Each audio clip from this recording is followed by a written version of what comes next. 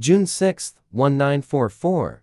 5:00 am Crisbeck Battery, Normandy coast. The binoculars quivered slightly as Oberleutnant Zuri Walter Olsen scanned the horizon, committing to memory an image that would haunt him for the rest of his life. Through the pre-dawn gloom, he witnessed something that defied every assurance from the High Command. The English Channel, that protective moat which had shielded the Third Reich's western flank, had transformed into a steel highway, an endless armada of vessels stretching from horizon to horizon, their dark silhouettes merging into one continuous mass of impending doom. The invasion force consisted of 6,939 vessels, 1,213 warships, 4,126 landing craft, 736 auxiliary ships, and 864 merchant vessels manned by over 195,000 sailors from 8 allied nations. At 5:52 am,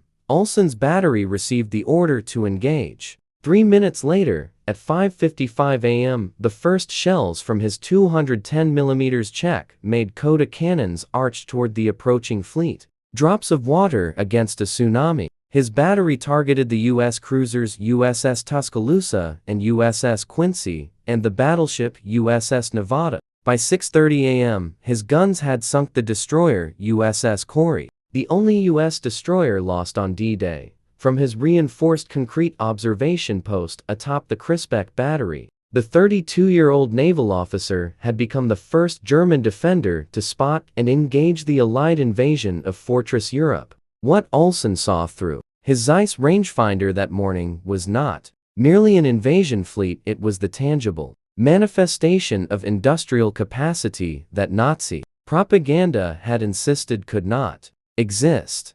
The arithmetic of defeat was advancing toward him at 8 knots. The transformation had begun. Within hours, German officers across Normandy would witness a display of Allied industrial might that would shatter every assumption about their enemy's capabilities, and mark the beginning of the end for Hitler's thousand-year Reich.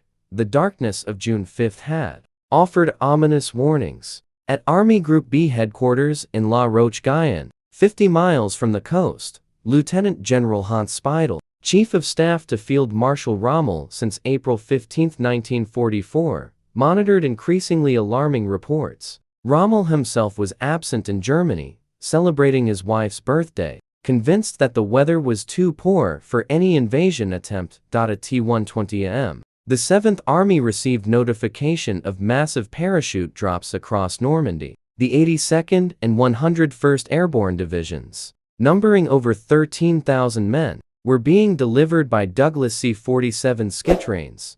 General der Artillerie Erich Marx, commanding the 84th Corps from his headquarters in St.L., grasped the significance immediately. A veteran of the Eastern Front who had lost a leg at Stalingrad, Marx possessed tactical instincts honed to a razor's edge by years of combat. Yet even Marx, one of the Wehrmacht's most seasoned commanders, could not fathom the scale of what was approaching. The German defenders had prepared for an invasion. They had not prepared for an industrial avalanche that would bury them under sheer material superiority. Vice Admiral Friedrich Ruge, appointed naval advisor to Rommel in November 1943, had spent months inspecting the coastal defenses. Born into a naval family in 1894, Ruge understood maritime operations better than any German officer in France. He had pressed for more mines, more obstacles, more guns. But as he would later write in his memoir Rommel in Normandy, we were preparing to fight the last war. They were bringing the next one. The German High Command had convinced itself that the Allies could mount an invasion with perhaps 20 divisions, supported by maybe 3,000 vessels. They based these estimates on their own capabilities, limitations, and experience of scarcity and industrial exhaustion. After 5 years of war, as the first light of dawn crept across the Normandy coast on June 6, German observers in bunkers and observation posts from Cherbourg to La Havre began reporting the impossible. Not hundreds of ships, but thousands. Not a raid or skirmish, but the largest amphibious invasion in human history. A T strongpoint WN-62, overlooking what would become Omaha Beach. Gefreiter Heinrich So peered through his machine gun embrasure at 5:45 am. The 20-year-old farm boy from Metzingen had never seen the ocean before being stationed in Normandy. Now, he saw no ocean at all, only steel. Ships everywhere, so would later write in his memoir. Big ships, small ships, fat ships with flat bottoms, destroyers darting back and forth like sheepdogs. The horizon was gone. I tried to count, but gave up at 100. There were thousands. Across the 50-mile invasion front, German officers and soldiers experienced the same staggering realization. They were facing not just superior numbers, but a fundamentally different order of magnitude altogether. A T-530 AM, the Naval Bombardment Command, available to the fleet were 5 battleships, 20 cruisers, 65 destroyers, and 2 monitors. For Thiegerman defenders, it was their first lesson in American industrial mathematics. The USS Texas alone fired 255 rounds from her 14-inch guns in the first hour. Each shell weighed 1,400 lb. In 60 minutes. One ship had delivered 178 tons of high explosives, more than many German artillery regiments beside in total ammunition reserves. Before the first soldier set foot on the beaches, the Allied naval forces had fired approximately 50,000 shells from destroyers, 23,000 shells from cruisers, and 3,500 shells from battleships. Roughly 130,000 tons of explosive ordnance. General D. Infantry Gab Blumenritt, Chief of Staff to Commander-in-Chief West, would later testify, "We had prepared to fight soldiers. We found ourselves fitting factories." At 6:00 am, Asnaval shells continued to pulverize the Atlantic Wall. German defenders witnessed the second demonstration of elite industrial superiority. The sky filled with aircraft. Not dozens or hundreds, but thousands. Allied air forces flew over 1,400 sorties in support of the landings, having secured air supremacy prior to the invasion. The Luftwaffe had approximately 300 operational aircraft in all of France. On D-Day, they managed 319 sorties. The Allies flew 14,674. For every German plane in the air, there were 46 Allied aircraft. The mathematics are not just unfavorable, they were absurd. Major Yosef Prill, Kommandant Jagdasdadad 26, made the only Luftwaffe attack on the invasion beaches that morning. With just his wingman, Hintz Vidakik, he strafed Sword Beach on Semaphore, fleeing from dozens of Allied fighters. This famous incidento, commented in multiple historical accounts, demonstrated the competence of German air power. Despite the overwhelming firepower radiating them, German defenders ascertained positions initially believed they might hold. At Omaha Beach, the 352 and Infantry Division occupied excellent defensive positions on bluffs overlooking the beach. Machine guns in concrete bunkers created interlocking fields of fire. The first waves of American infantry from the 1st and 29th Divisions walked into a slaughter. From the moment the Americans hit the beach at 6:30 am, machine gun fire erupted from the resistance nests.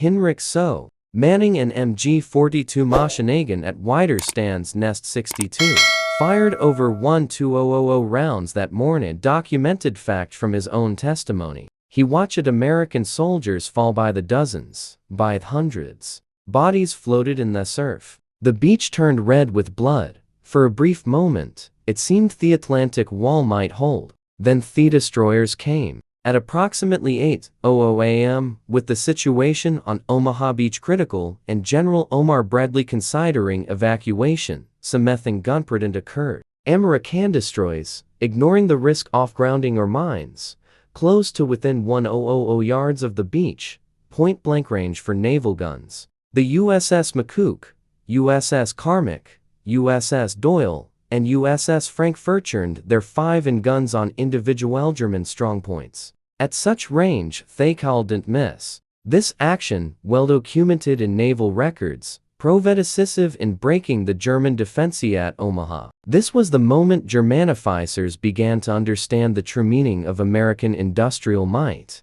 It wasn't just the number of ships, it was the willingness to risk them, to use them as expendable assets, The destroyer USS Corey was lost, but immediately others took its place. Ships were not precious, irreplaceable assets, they were for the Creeks, Marine. They were tools, and America had thousands more. As the morning progressed, German observers witnessed something that defied their understanding of amphibious operations.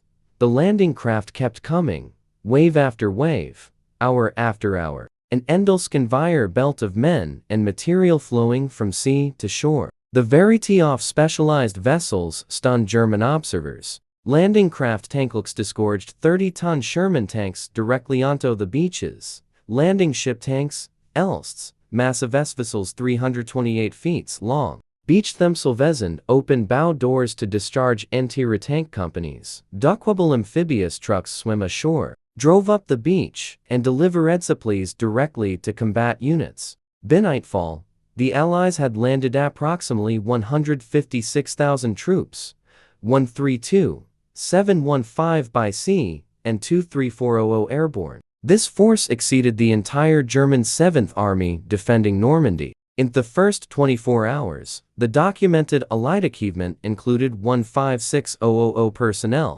20,000 vehicles, 1,700 tanks, 15,000 tons of supplies. The German 7th Army, defending the entire Normandy region, possessed fewer than 500 operational tanks. The Allies landed 3 times that many on the first day. The German response to the invasion revealed not just material inferiority, but systemic breakdown in face of overwhelming enemy capability. The legendary Panzer divisions, which had conquered France in 6 weeks in 1940, found themselves paralyzed by Allied air supremacy and naval gunfire. The 21st Panzer Division, the only armored unit close enough to intervene on D-Day, began its counterattack at 400 p.m. The division took 3 full hours to move the 10 mi from Runville to and through Car. What should have been a devastating armored thrust became a tragic procession of burning vehicles. When the surviving panzers finally engaged British force near Sword Beach, they encountered naval gunfire directed by forward observers.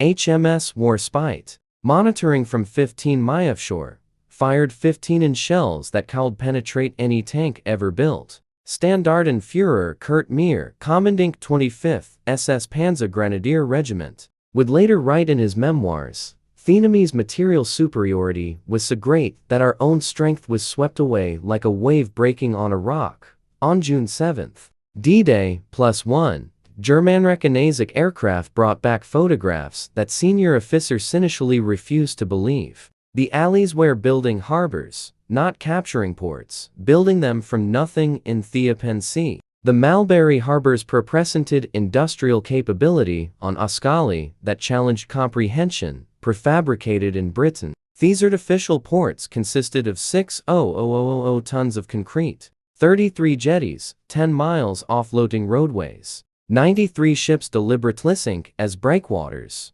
Within 2 weeks, the Mulberry Harbors were handling 9,000 tons of supplies, more than many French ports.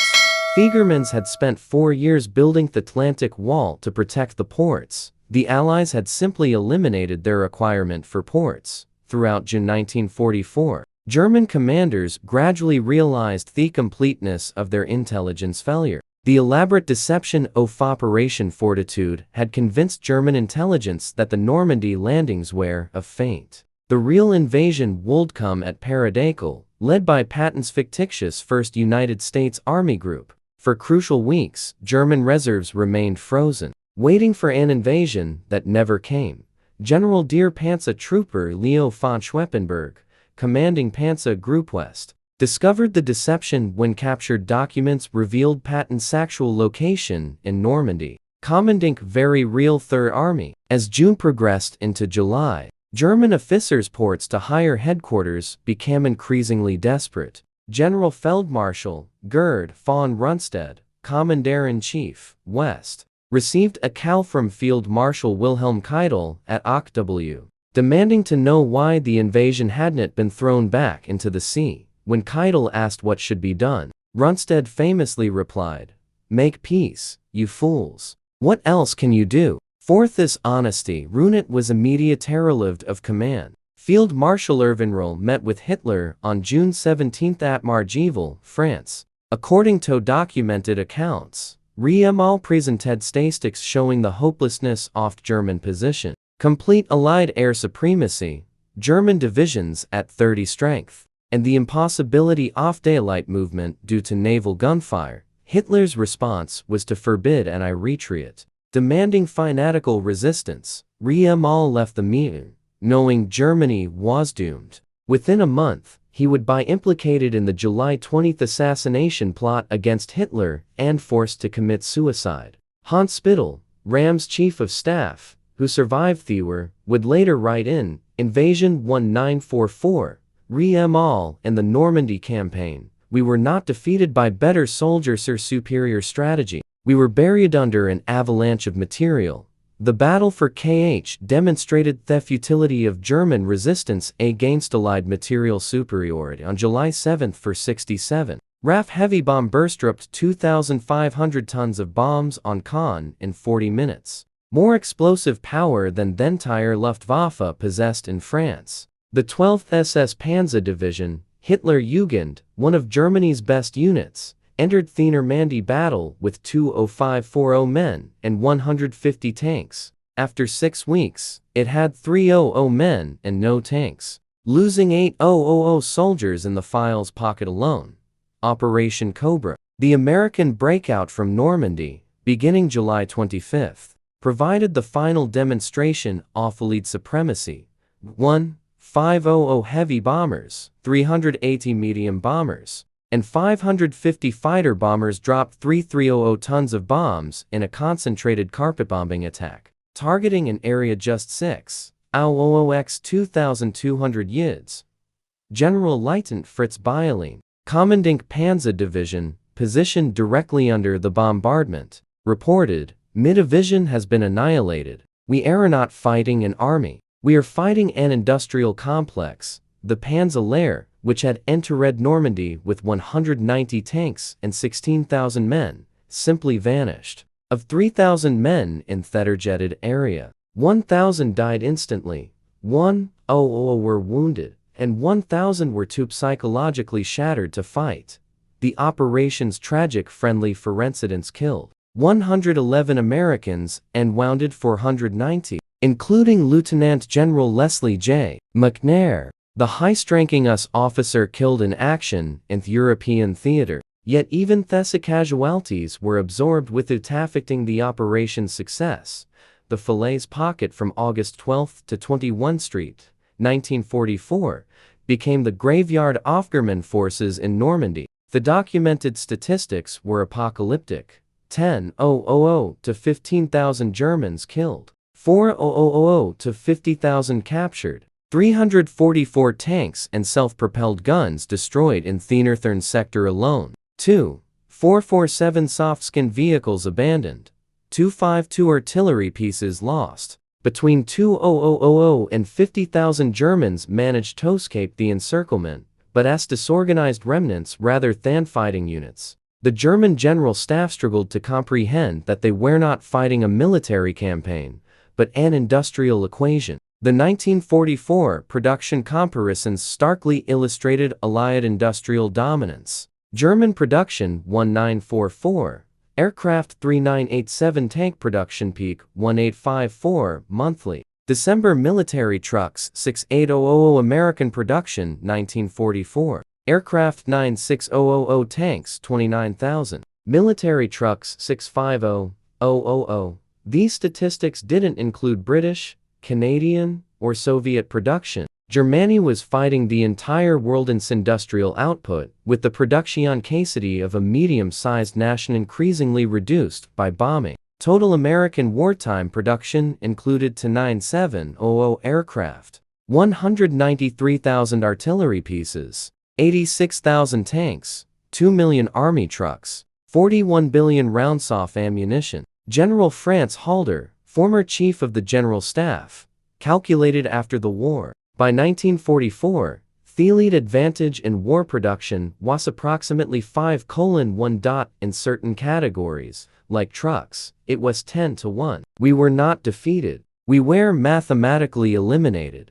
The German officers who survived Normandy were psychologically different. They had witnessed not just military defeat, but the completen validation of Nazi ideology about German superiority and American wings. Young officers who had grown up under Nazism were particularly affected. They had been told Americans are soft, spoiled by luxury, unable to fight. Instead, they discovered Americans had machines to do the hard work, radios to coordinate, abundant ammunition to practice with, and confidence from unlimited support. The suicide rate among German officers spiked dramatically. Defeat was one thing. The complete invalidation of tier worldview was another. Beyond mere quantity, German officers confronted a technology gap that revealed how far behind Germany had fallen. Proximity fusses turned anti-aircraft fire into precision killing. Radar-directed naval gunfire could hit targets miles inland with first-round accuracy. Duck-amphibious trucks solved logistics problems Germany couldn't even conceptualize. The Allied use of specialized vehicles particularly impressed German officers.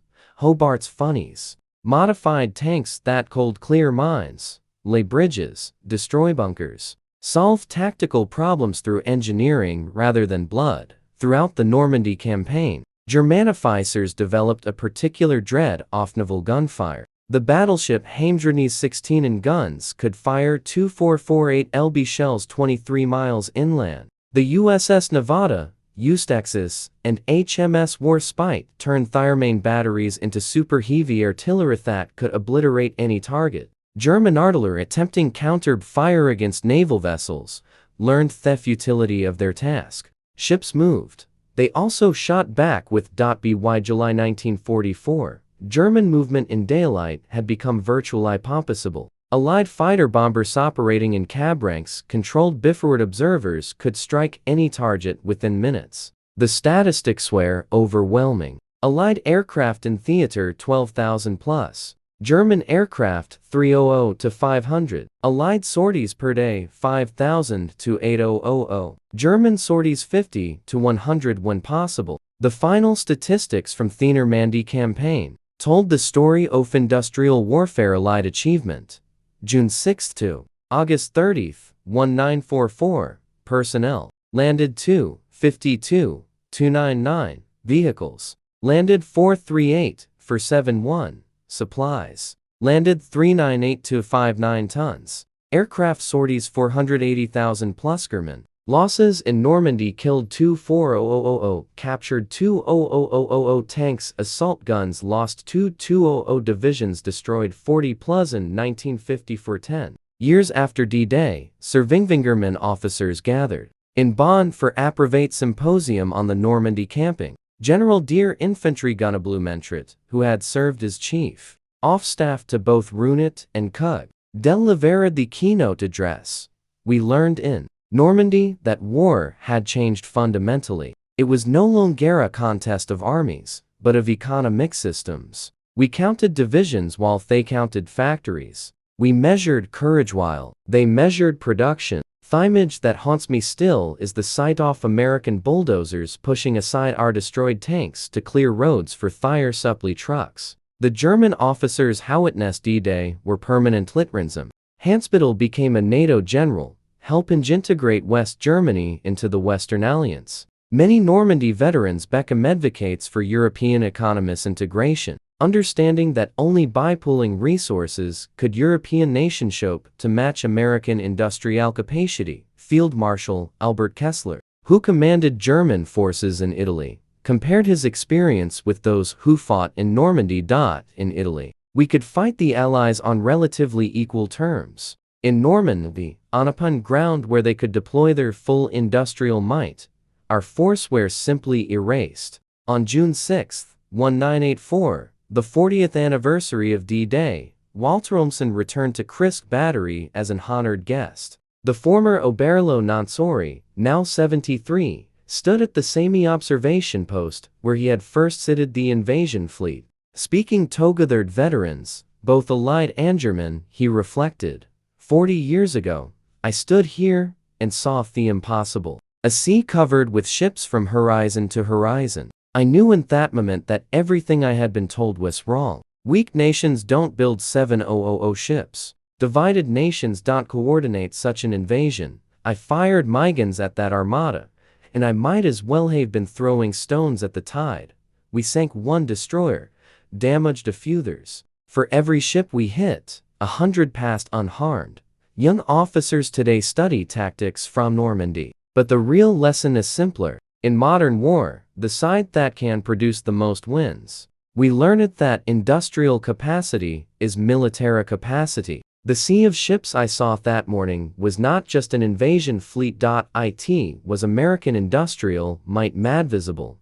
The German officers who observed nearly 7,000 Allied vessels approaching on D-Day witnessed more than a mere invasion. They witnessed the future of warfare, where industrial strength would outweigh every other consideration. The vision that haunted them, that seemingly endless armada stretching from horizon to horizon, was the tangible demonstration of democracy's latent power unleashed, of industrial capability applied to military objectives on a scale that rendered traditional martial virtues meaningless. They had prepared for war. Instead, they confronted the full industrial force of the United States. The German officers who saw those ships knew in that moment of stark clarity that they were witnessing the end of war as they had known it, and the dawn of something unprecedented. Industrial warfare on a scale that made their professional expertise obsolete. Their defeat was not tactical but numerical. Not a failure of strategy, but of production. Not a failure of valor, but a shortage of resources. It was a lesson etched in steel across the waters of the English Channel on June 6,